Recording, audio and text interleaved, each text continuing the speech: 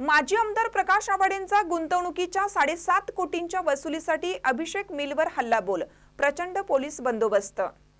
कोल्हापूर उपरी रस्त्यावर तामगावच्या हद्दीत असणाऱ्या अभिषेक स्पिनिंग मिलमध्ये गुंतवणूक केलेल्या कोट्यावधींच्या वसुलीसाठी माजी आमदार प्रकाश आवाडेंनी जोरदार हल्लाबोल करून गेटचे कुलूप तोडून समर्थकांसह आत प्रवेश करण्याचा प्रयत्न केला होता।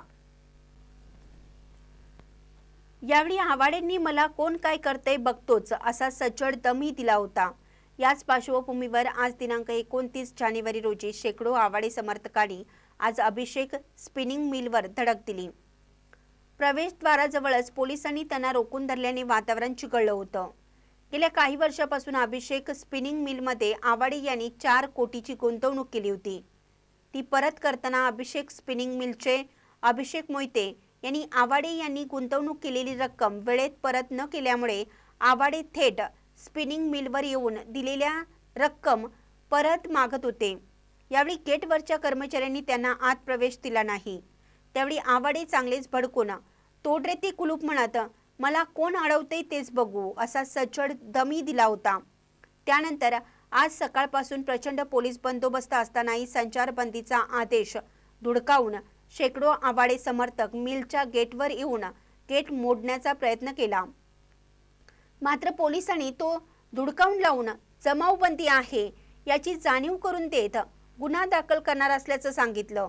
यावेळी जेसीबी क्रेन याच्या सहाय्यानं मोठमोठ्या गाड्याही घेऊन येत अभिषेक मिल परिसरात दहशत निर्माण झाली होती।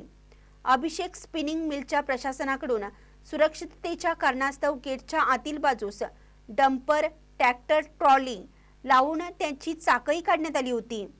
प्रचंड पोलिसांच्या समोरच खाजगी रकमेची वसुली होत असल्याचं चित्र बघायला मिळालं। आता संबंधितांवर कोणती कारवाई होते हे पाहणं उचित ठरेल, मात्र कोणताही अनुचित प्रकार घडू नये यासाठी पोलिसांनी चोख बंदोबस्त लावला होता।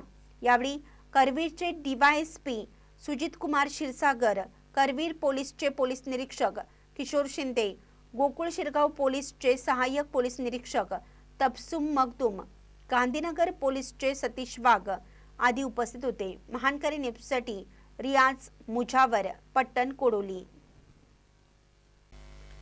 ताज्या बातम्यांसाठी महानकरीला सबस्क्राइब करा आणि बेल आयकॉनला क्लिक करा।